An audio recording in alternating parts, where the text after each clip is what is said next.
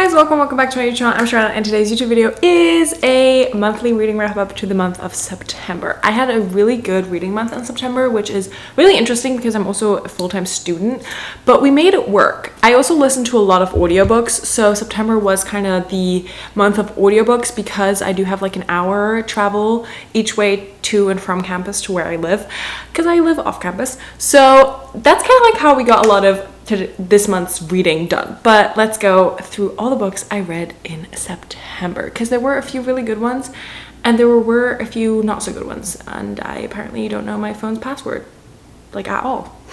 Always when I wear my glasses, my phone's like, who dis, I don't know who this is, and I'm like, oh great. Okay, the very first book I read in the month of September was The Immortal Dark by Tigist Grima.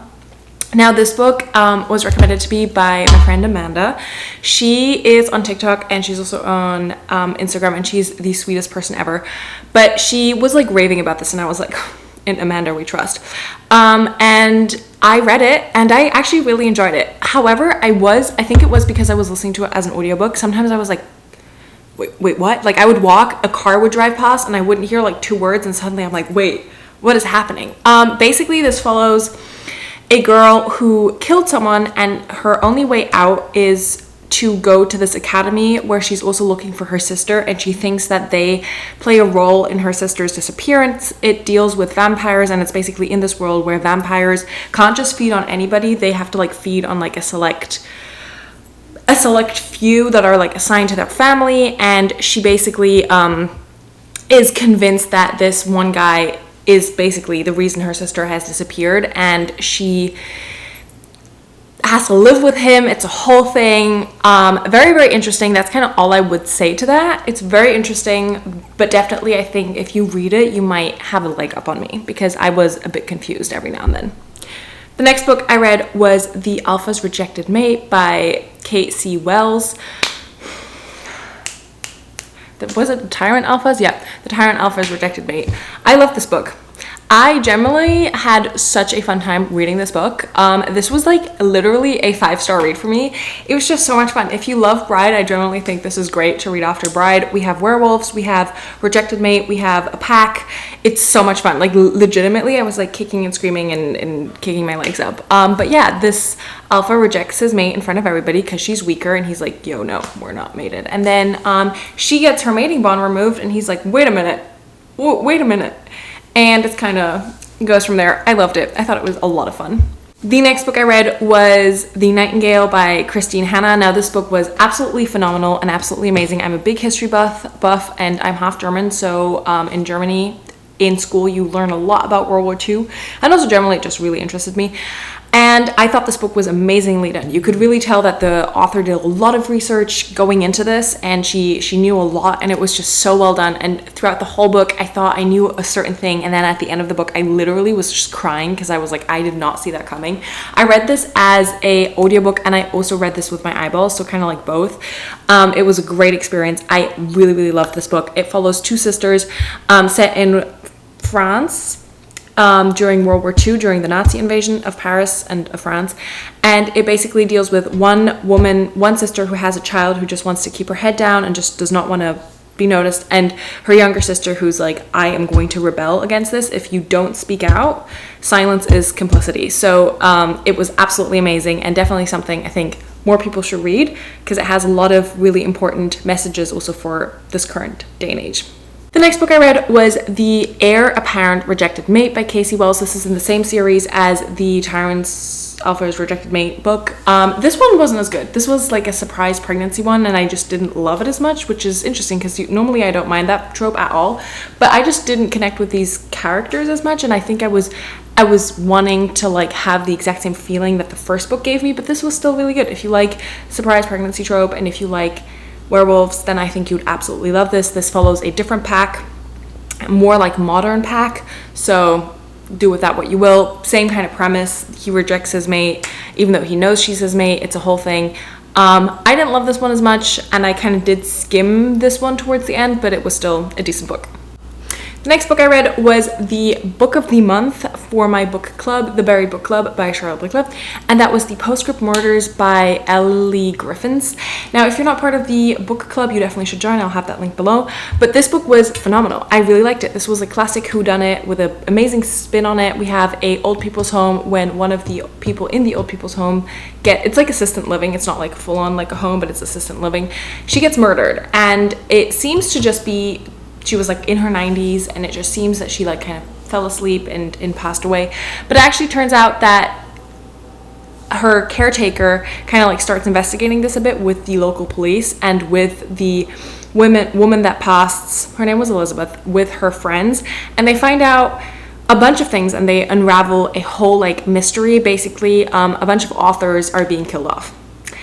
And it kind of goes from there. It's great. If you loved the Thursday Murder Club, I think you'd absolutely love the Postscript Murders. The next book I read was Wolf Gone Wild by Juliet Cross. I actually DNF'd this at 23%. I just did not have the mental capability for this.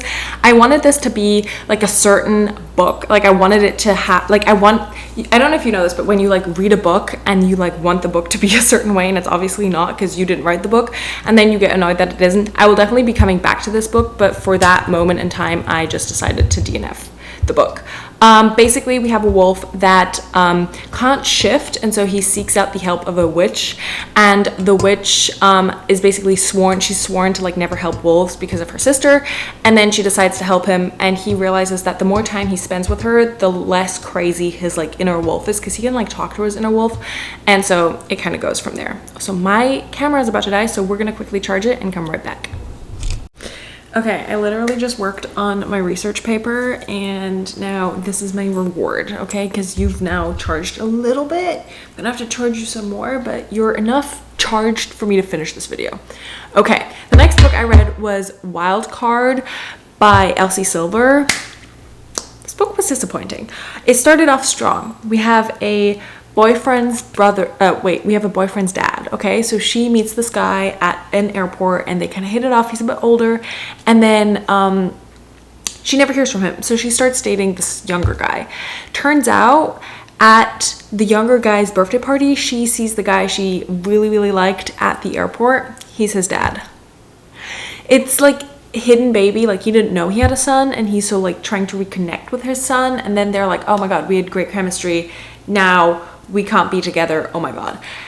Idea perfect, right? It's giving Birthday Girl by Penelope Douglas. I absolutely love that book. It's giving a lot of potential.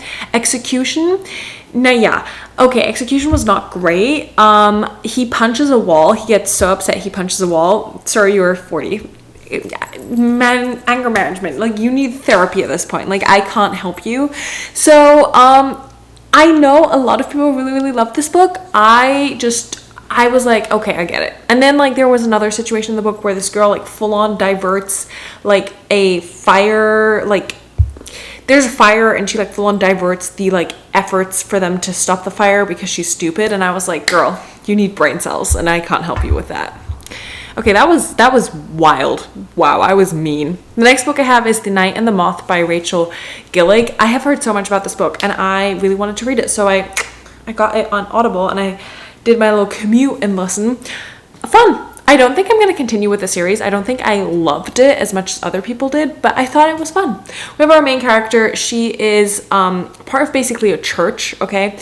And she it's not a scribe, but she basically like drinks this poison water, and then she can like tell you your future, or she can tell you if you have good omens or bad omens.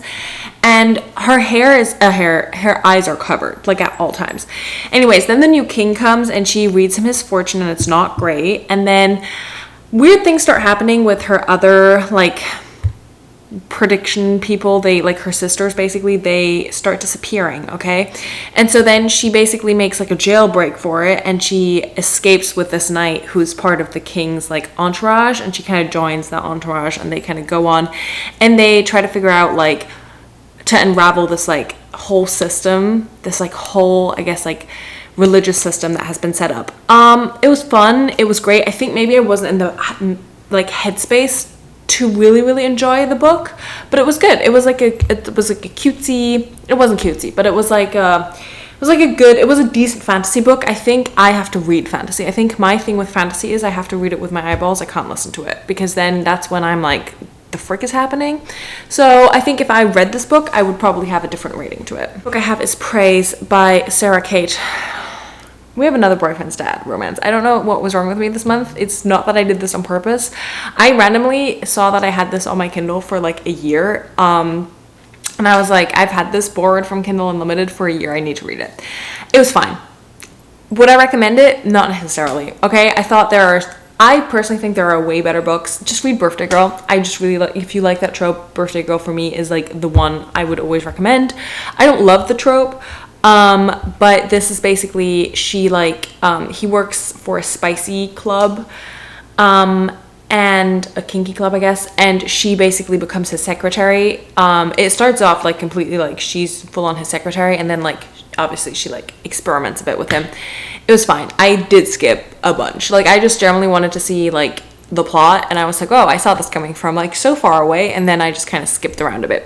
Didn't love that book. I'm really ruthless currently, and I think it's because I just generally don't have the time to waste on books that like aren't completely gripping my attention.